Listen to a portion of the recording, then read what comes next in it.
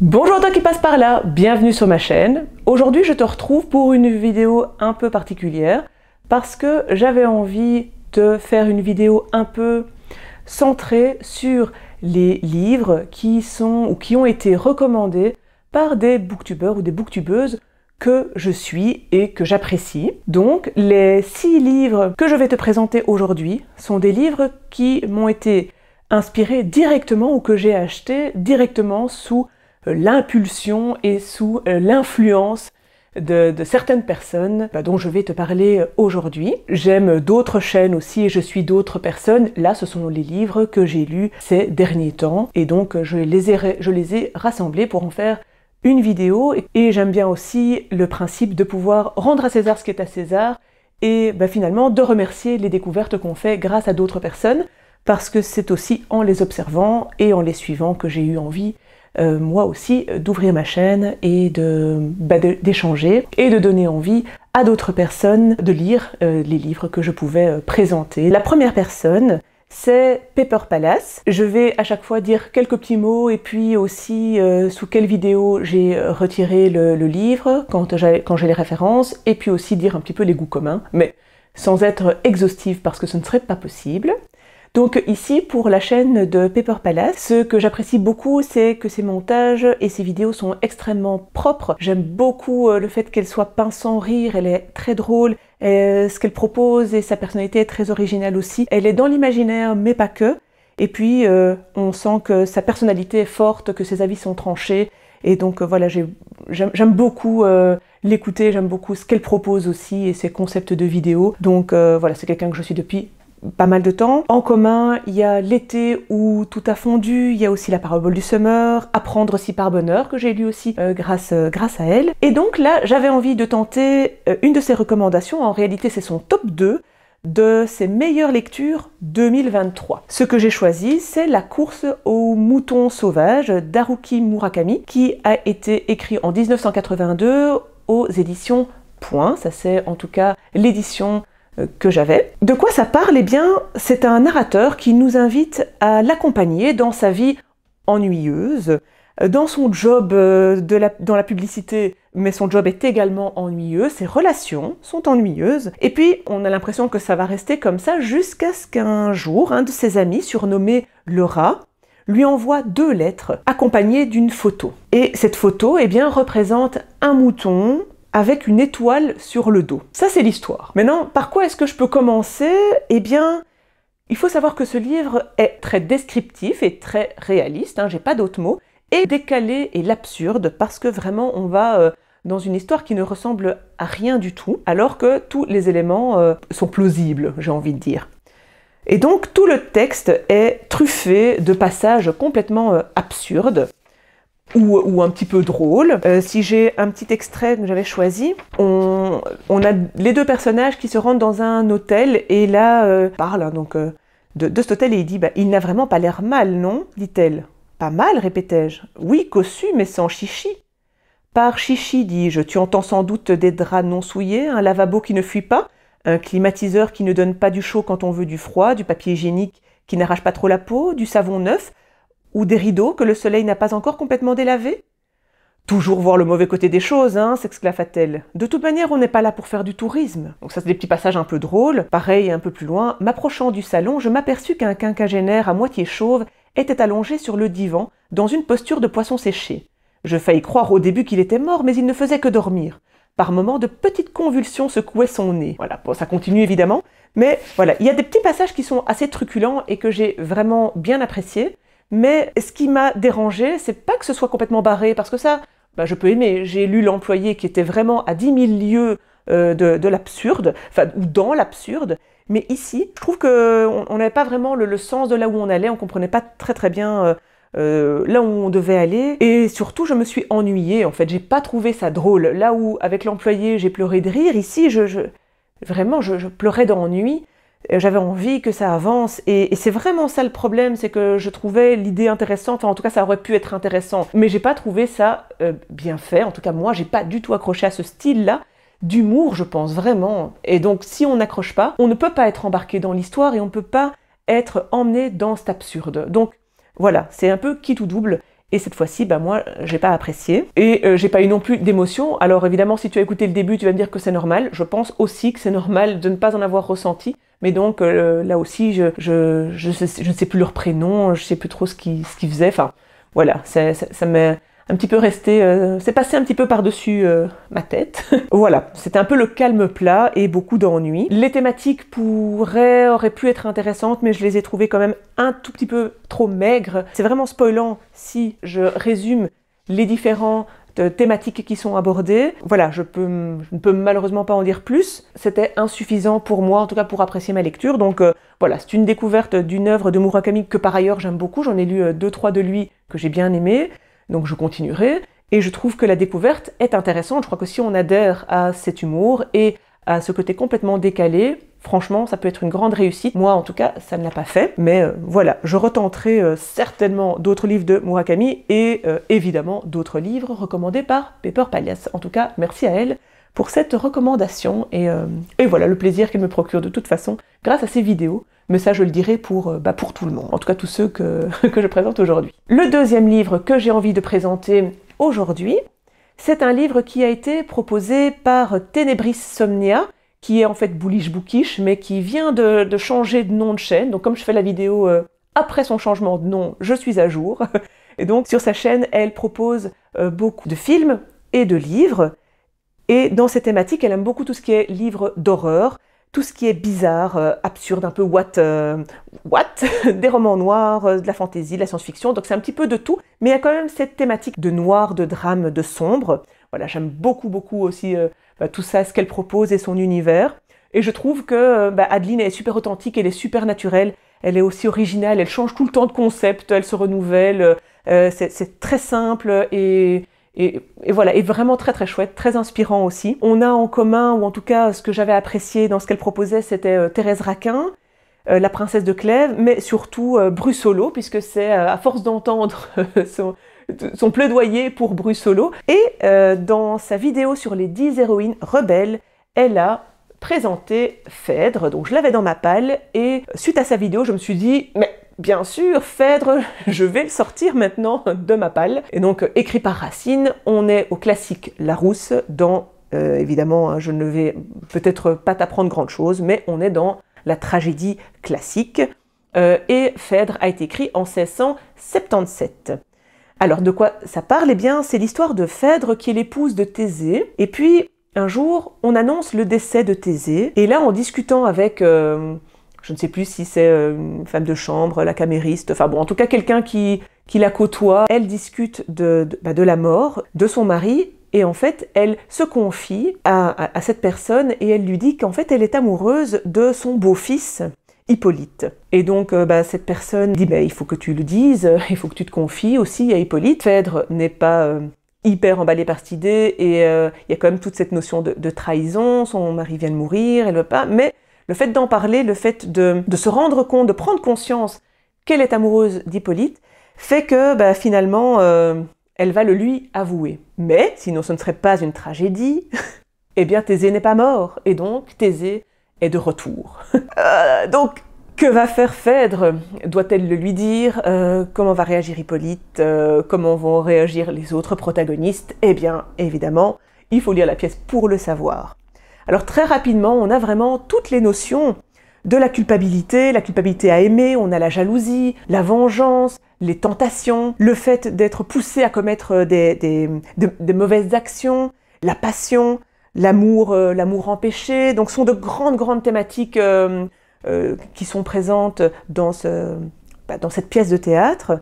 Et on a Phèdre qui, finalement, en quelques scènes, qui évolue aussi, qui se remet en question, qui a des doutes, qui change d'avis, qui bouge et qui n'est pas non plus tout à fait la même. En tout cas, moi, j'ai trouvé qu'elle évoluait pas mal et que ces changements montraient quand même une maîtrise de Racine par rapport à la psychologie des personnages, parce que très rapidement, il y a une cohérence et on comprend très vite ce qui a fait pencher Phèdre pour l'une ou l'autre action ou décision. Donc j'ai trouvé que ça c'était très bien fait. Et puis, bon, pour moi, l'énorme point positif, c'est le lyrisme et c'est la langue de Racine. J'ai lu d'autres pièces de lui, mais voilà, Phèdre, c'était la première fois. Et si je prends aussi un petit extrait, Phèdre nous dit « Mon mal vient de plus loin, à peine au fils d'Égée, sous ces lois de l'hymen je m'étais engagé. Mon repos, mon bonheur semblaient être affermis, Athènes me montra mon superbe ennemi. Je le vis, je rougis, je pâlis à sa vue, un trouble s'éleva dans mon âme éperdue. Mes yeux ne voyant plus, je ne pouvais parler. Je sentis tout mon corps étransir et brûler, je reconnus Vénus et ses feux redoutables, d'un sang qu'elle poursuit tourments inévitables, par des vœux assidus je crus les détourner, je lui bâtis un temple et pris soin de l'orner. De victimes moi-même à toute heure entourées, je cherchais dans leurs flancs ma raison égarée. D'un incurable amour remède impuissant. Bon voilà, bon, ça continue, je pense que je pourrais lire toute la pièce. Si un jour tu as envie que je fasse une vidéo, rien que de lecture, voilà, et si oui, quel texte? Parce que franchement, j'aime beaucoup lire les différents extraits. Surtout quand ce sont des textes qui me plaisent, évidemment, mais voilà, ici c'est sublime, je trouve qu'il y a énormément de passages, de monologues, de dialogues, de tirades qui sont vraiment très bien écrites. Donc en gros, c'est une très belle pièce, très bonne lecture, et merci pour m'avoir fait sortir cette héroïne et ce Racine de ma palle à Adeline, voilà. Alors évidemment, je ne l'ai pas dit en début de vidéo, mais je mettrai toutes les informations des chaînes en barre de description, et si tu ne connais pas encore la chaîne, évidemment je t'invite à aller là où les découvrir. J'enchaîne avec la troisième personne, c'est les mots de l'imaginaire. Alors là, donc Lorraine, de cette chaîne, comme le nom l'indique, présente majoritairement, quasiment exclusivement, des romans, fiction, essais dans le genre de l'imaginaire. Elle est également autrice et elle a fondé aussi sa propre maison d'édition. Donc elle a également toutes ces connaissances-là. Donc elle propose des analyses détaillées et est très cash aussi. Je trouve que c'est toujours pertinent et puis elle nous emmène dans plein de genres. Enfin, en tout cas, dans plein de lectures, et ça sort des sentiers battus. Et donc, je trouve ça toujours super intéressant. Et j'aime beaucoup son honnêteté dans ses analyses, parce qu'elle va clairement dire tout ce qu'elle a aimé, tous les points positifs, les points négatifs, ce qu'on va y retrouver. Du coup, ça permet vraiment de bien savoir se situer, même quand on n'est pas du même avis, ou même si elle n'a pas aimé, on peut se retrouver dans ses lectures, parce qu'elle donne vraiment tous ces éléments-là pour qu'on puisse se situer en tant que lecteur. C'est quelque chose que j'aime beaucoup et je suis sûre que ça m'a inspiré aussi et j'essaye de faire à mon petit niveau quelque chose de similaire. Moi j'étais inspirée par un de ces updates du 3 février 2021, donc ça commence à dater, et j'ai été intéressée parce que c'est un livre que je vais te présenter mais qu'elle a mis beaucoup en avant. Or on a quand même pas mal de livres qu'on a aimés. Alors il y a Du roi je serai l'assassin, il y a La cité diaphane, Le chien du forgeron, ça c'est grâce à elle que j'ai découvert Camille le boulanger. Il y a Au royaume qu'on aime aussi, Les sentiers des astres qu'on a beaucoup aimé aussi, et je pense que ça c'est grâce à elle que j'ai aussi découvert la série. Donc voilà, j'en avais noté beaucoup et j'avais noté Galeux, qui est donc ici le livre de Stephen Graham Jones aux éditions Pocket. Ça a été traduit de l'anglais par Mathilde Montier parce que Stephen Graham Jones est américain. Au départ, ça a été aussi, en tout cas pour la version française, ça a été publié en 2020 par La Volte. C'est l'histoire d'un jeune garçon qui est notre narrateur d'ailleurs. Il vit aux États-Unis et il a été élevé par le frère et la sœur de sa maman, et il est élevé également par son grand-père. Ses parents sont morts et donc c'est pour ça qu'il doit être élevé, en tout cas c'est pour ça qu'il est élevé par d'autres membres de sa famille. Tout le texte repose sur le fait que cette famille, que la famille de ce garçon, est une famille de loups-garous. Et donc à un moment donné, eh bien ils se sont transformés. Généralement ça se passe avant l'adolescence ou au moment de l'adolescence, mais voilà, à un moment de cette transformation, eh bien il s'avère qu'ils sont des loups-garous. Le problème c'est que pour ce jeune garçon, il arrive à l'adolescence et il a toujours rien. Donc on est sur cette question qui est omniprésente, à savoir, est-ce qu'il est un loup-garou ou pas, est-ce qu'il va le devenir ou pas. Cette dimension-là est très fantastique, forcément, mais en même temps, on est dans un univers hyper contemporain, et c'est ce qui fait l'originalité de ce texte, parce qu'on oscille tout le temps entre le est-ce que c'est vrai, est-ce que c'est pas vrai, est-ce que ce sont vraiment des loups-garous, est-ce que ce n'est pas l'analogie ou la métaphore pour quelque chose d'autre. Et donc, Voilà, tout ça, ça reste présent. Il y a le récit donc, qui est original comme je le disais, la plume aussi, moi j'ai trouvé ça très original. Il y a un intérêt qui est gardé du début jusqu'à la fin parce qu'on reste dans ce flou et dans ces interrogations, donc intéressant. Et puis le mélange entre le réalisme magique, le fantastique, tout ça, c'est bien fichu. On est aussi dans un roman d'apprentissage puisque, comme je le disais, il est en recherche de lui-même. Il se pose des questions. Et comme on le suit de ses 8 ans jusqu'à plus grand, on le suit dans ses aventures, on le suit dans ses voyages aussi, parce que ce sont des gens... quand on est loup-garou, on ne peut évidemment pas, tu te rends compte, ou tu peux te le représenter, ou te l'imaginer, ils ne peuvent pas rester dans une ville, et puis ils doivent se nourrir, et pour se nourrir, ils ne mangent pas les petits pois carottes qu'on peut manger nous. Donc il y a toujours un moment où ça coince, et donc ils sont obligés de partir, d'être sur les routes et de changer de ville, parce que sinon ils vont avoir des ennuis. Donc il y a toute la problématique et toutes les thématiques de la migration, du voyage, de la déscolarisation, de la pauvreté, des conditions sociales dans lesquelles on peut se trouver. Donc évidemment ça c'est éminemment important, et puis il y a la quête de l'identité aussi, puisque le roman d'apprentissage centré sur la psychologie de ce personnage est présent. Et donc là j'ai trouvé que les persos étaient bien construits, j'ai beaucoup aimé les liens qui unissent les différents membres de la famille, ça j'ai trouvé ça très touchant, donc j'ai trouvé ça agréable de les suivre et de lire. Donc beaucoup de belles choses. Je reste un petit peu mitigée, ou en tout cas sur ma fin, parce que je suis restée à distance. Et j'ai aussi trouvé qu'à un moment, on restait sur les mêmes, alors pas les mêmes thématiques, mais sur la même dynamique. Et donc une fois qu'on comprend les différents enjeux de cette famille, les difficultés qu'ils rencontrent, eh bien je trouve que on s'appesantit un peu trop sur ça, on ne change pas. Les déroulements et le ton, finalement, se répètent. Et donc, j'ai trouvé que c'était un peu ennuyeux. Voilà. Donc, une fois qu'on comprend la mécanique, on a envie d'autre chose ou que ça décolle quelque part. Et ça n'a pas été le cas. Donc, c'est une bonne lecture. Voilà. Mais, je te laisse découvrir aussi ce livre, si des éléments t'ont parlé et t'ont donner envie de le découvrir. Ensuite, c'est une autre chaîne de l'imaginaire, c'est la chaîne de Camelot Magicadou. C'est quelqu'un qui est beaucoup dans la fantaisie, la science-fiction, ça peut être principalement de la fiction, mais ça peut parfois être de la non-fiction. Elle est dans des classiques de ces genres-là, dans des nouveautés, dans des grandes maisons d'édition, dans des maisons indépendantes.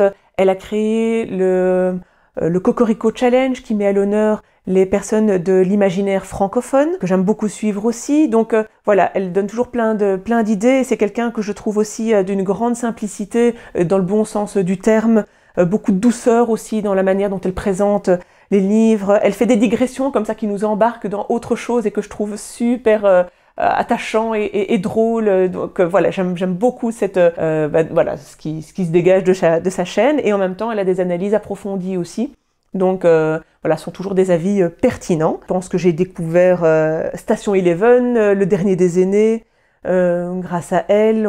Je pense qu'en commun, il y avait Un pays de fantômes qu'on a bien aimé, Du thé pour les fantômes, Lien de sang. Voilà, c'est pas mal de livres, et là aussi j'ai noté plein de livres que j'ai envie de lire, parce que chaque fois qu'elle les présente, je les note avidement, enfin, en tout cas quand elle les apprécie. Voilà, donc c'est toujours intéressant après de confronter. J'aime beaucoup. Et ici, dans un point lecture en août et septembre, elle a présenté Le premier jour de paix, qui est un livre composé de plusieurs nouvelles sur le même thème, la paix. Le premier jour de paix a été écrit par Elisa Berham, c'est une Française, et ça a été écrit en 2023 aux éditions La Talente. Enfin, c'est paru aux éditions La Talente. Comme je le disais, donc on est sur le même thème, et l'histoire ou les histoires se passent en 2098.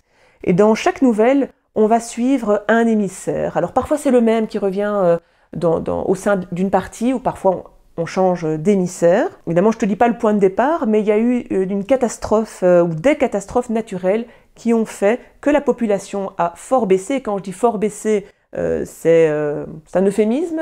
En tout cas, il n'y a presque plus personne. Je pense qu'on est passé à 2 millions de personnes, ou 12 millions, je ne sais plus de mémoire. Je l'ai lu sur ma liseuse, donc je n'ai plus le livre en physique. Donc voilà, je ne sais plus, mais vraiment, ça a baissé drastiquement. Or, les conflits et les guerres ne sont pas totalement éradiqués. Donc malheureusement, si les guerres et les conflits continuent, eh bien les morts perdurent aussi. Donc il y a tout un enjeu que ça s'arrête pour que la population puisse à un moment stagner et que les humains puissent survivre, parce que sinon il n'y aura plus du tout d'humanité si tout le monde décède.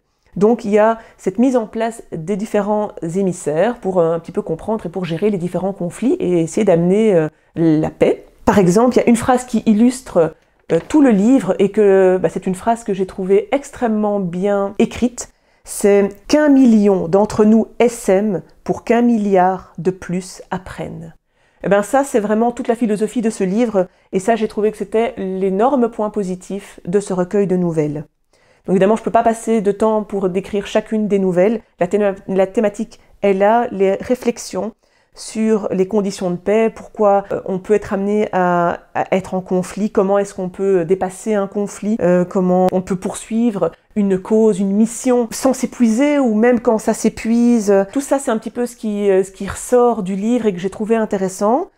C'était sympa. Maintenant, parfois, j'ai trouvé ça un petit peu lent aussi parce que il y a beaucoup de personnages, on s'attache pas et donc on est que dans du rationnel, que dans de l'intellectuel, ce qui n'est pas dérangeant quand on comprend le propos, mais ici, ça nous manque un petit peu d'être, je trouve, en résonance ou en sympathie avec les personnages. Et ça, je trouvais, en tout cas moi, j'ai été plus à distance, et j'ai pas su être avec eux. Et puis parfois, j'aurais voulu que ce soit un tout petit peu plus poussé au niveau de ce que l'autrice a voulu nous faire passer comme message. Alors peut-être que comme ce sont des nouvelles, ça va peut-être un peu vite, et j'ai peut-être lu un peu trop rapidement, et donc je suis passée peut-être parfois à côté de certains sens ou certaines idées qu'elle voulait mettre en avant, mais je trouvais que ça pouvait être un peu plus lisible, voilà. À nouveau, moi j'ai aimé faire cette lecture, et je trouve ça toujours intéressant de sortir de sa zone de confort, parce que voilà, je lis pas tout le temps des nouvelles, et là, voilà, ça m'a vraiment donné envie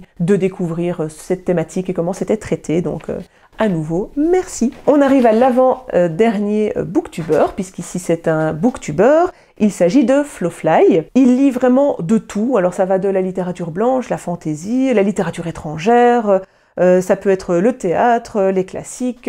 Il met maintenant aussi beaucoup à l'honneur soit des auteurs, soit les thématiques LGBT, QIA+, et donc voilà, c'est très intéressant parce que on découvre clairement plein d'auteurs et plein de livres qui abordent des thématiques qui changent. Donc ça, je trouve ça vraiment génial d'être dans autre chose. Et puis on a apprécié Anima, Forêt, Viendra le temps du feu, et surtout, parce que ça je crois que c'est le gros point commun, en fait notre livre préféré à tous les deux, c'est Cyrano de Bergerac, et donc si je ne le lis pas maintenant, je ne sais pas quand, mais clairement, ça c'est, je pense, c'est le plus gros point commun.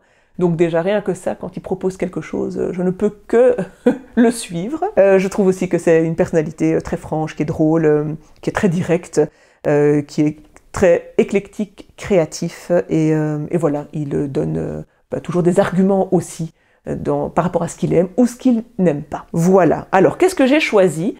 Eh bien, c'est un auteur qu'il met vraiment très souvent à l'honneur, en tout cas dont il parle très souvent. J'ai eu un petit doute parce que je n'ai pas retrouvé la vidéo dans laquelle il parlait de ce livre. Donc je sais que l'auteur, il le connaît et il l'aime, mais je ne sais pas s'il a lu le livre ou s'il l'a aimé. Bon, ce n'est pas grave, moi en tout cas, je vais dire que oui. J'ai donc choisi Continuer de Laurent Mauvignier. Ici, ça a été écrit en 2016 et paru aux éditions de Minuit. Alors, l'histoire, c'est celle de Sibylle, qui a 40 ans au moment du récit. Et d'entrée de jeu, on la suit parce qu'elle doit aller rechercher son fils Samuel en garde à vue, parce que celui-ci, il a participé à une agression et à du vandalisme. Donc, il est en garde à vue, elle y va, elle le récupère, et puis elle décide de tout plaquer, de partir avec lui quelques mois. Elle a fait des économies, elle a vendu des choses, enfin, elle part avec lui au Kirghizistan dans le but de se retrouver elle, de le retrouver lui, d'essayer qu'à eux deux, ils recréent des liens parce que ça s'est un petit peu perdu.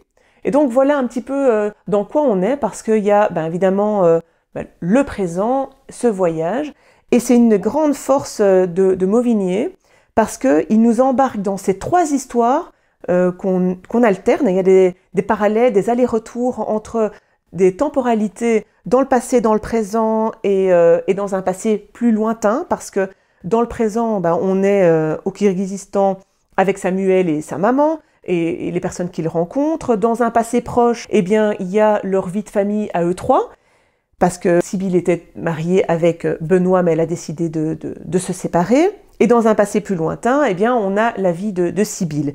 Et moi, j'ai eu vraiment le même intérêt dans ces trois histoires, ce que j'ai trouvé du coup assez bien fichu, parce que souvent, il y a une thématique, une histoire, une narration ou une temporalité qu'on préfère. Et ici, vraiment, de manière vraiment égale, j'ai aimé me retrouver dans ces trois temporalités. J'ai également trouvé la plume très belle, jamais ennuyeuse, avec une juste proportion des descriptions, des pensées qu'avaient les protagonistes. J'ai trouvé que les personnages étaient super humains et ils avaient leurs difficultés, leurs fausses croyances, leurs enjeux, les défauts, et donc ils étaient très crédibles et très touchants, avec, comme je le disais, des défauts, c'est-à-dire que parfois on n'est pas d'accord avec eux, parfois on les aime pas, mais en fait on est quand même avec eux, et puis l'instant d'après ils font quelque chose qu'on apprécie, et donc on change souvent de point de vue, je trouve, et c'était du coup très intéressant, parce que très vrai. Et donc c'est pas mal, c'est gai de retrouver ça en littérature. Et puis les différents thèmes aussi qu'il aborde, il y a notamment la résilience, il y a le fait de se construire, il y a la tolérance envers les autres. C'est un roman aussi un peu d'apprentissage, il y a se reconnecter aux autres, se reconnecter à soi. Les liens familiaux aussi qui doivent être travaillés, retravaillés, donc vraiment aussi beaucoup de thématiques que j'ai trouvé pour le coup assez bien approfondi. En tout cas, je ne suis pas restée sur ma faim, je trouvais que c'était bien fait et que c'était toujours très juste. Donc là, pour le coup, j'ai vraiment fait une très très bonne lecture et j'ai surtout envie de continuer à découvrir Mauvigné parce que dans ce texte-là, j'ai trouvé énormément de bons ingrédients et en tout cas, j'ai beaucoup aimé ce qu'il nous a proposé. Donc à nouveau, merci pour cette découverte. Et puis, le dernier de ce topo, eh bien, c'est Le Faucon littéraire. Et donc, Mathilde, de cette chaîne, présente un peu de tout aussi. Hein. Franchement, il y a de la littérature étrangère, il y a de l'imaginaire. Elle varie ses vidéos qui sont aussi toujours super intéressantes, que ce soit des interviews d'auteurs. Donc là, elle a fait de Jean-Laurent Del Socorro, des vidéos avec des anecdotes sur des personnages ou autre chose, mais en lien avec la littérature. Enfin voilà, il y a plein de thèmes. Dernièrement, elle a fait une vidéo sur la thématique d'un mot, et donc elle prenait des livres qui avaient ce mot-là aussi dans le texte, ou bien en titre. Enfin voilà, je trouve que c'est vraiment super. J'adore l'écouter, je trouve que c'est super original aussi. Là aussi, je crois que c'est la personne de qui je note le plus de livres que j'ai envie de lire, ou de livres qu'on a appréciés aussi, comme Demain les chiens, Des fleurs pour Algernon, Le démon de la colline aux loups, qui est un de mes grands coups de cœur, Monster, 20th Century Boys, La monture, L'Assassin Royal, bon évidemment je n'ai pas tout noté, mais c'est une chaîne que j'adore écouter. Au niveau du livre, c'est quelque chose qu'elle a présenté dans ses dernières lectures, et il s'agit de Piranèse. Alors on l'a vu sur d'autres chaînes, mais lorsque Le Faucon littéraire a sorti sa vidéo et qu'elle a parlé positivement de Piranèse, eh bien, je me suis rendue en librairie, mais pour autre chose, la semaine qui a suivi, je crois. Je l'ai vu en poche et clairement, je l'ai acheté directement sous influence de Mathilde. Donc voilà, j'ai voulu le lire assez rapidement. Piranèse est écrit donc par Susanna Clarke. Je suis ici aux éditions Le Livre de Poche et ça a été traduit de l'anglais par Isabelle D. Philippe. Et c'est publié en 2020 pour la première fois, si je ne dis pas de bêtises. Au niveau de l'histoire, parce que là c'est très particulier, on est dans l'imaginaire, on est dans de la fantaisie, on se retrouve dans un palais énorme, aux innombrables salles et aux innombrables statues aussi. Il y a de la présence de l'eau, qui monte, qui descend, un peu comme les marées. Hein. Et on suit Piranèse, qui est un personnage hyper sympa dans cet univers. Alors, première chose, le personnage. C'est un personnage qui est extrêmement puissant, extrêmement fort, parce qu'il est très entier, très franc, il est hyper candide et extrêmement sympathique. Et c'est quelque chose que Susanna Clarke vraiment fait super bien, parce que on a énormément d'empathie pour ce personnage. Pour l'histoire, je ne vais pas en dire plus parce que sinon ce serait extrêmement spoilant. Ce qu'il faut savoir, c'est que Piranèse évolue dans cet univers seul ou à peu près. Hein. Il a une personne avec qui il communique.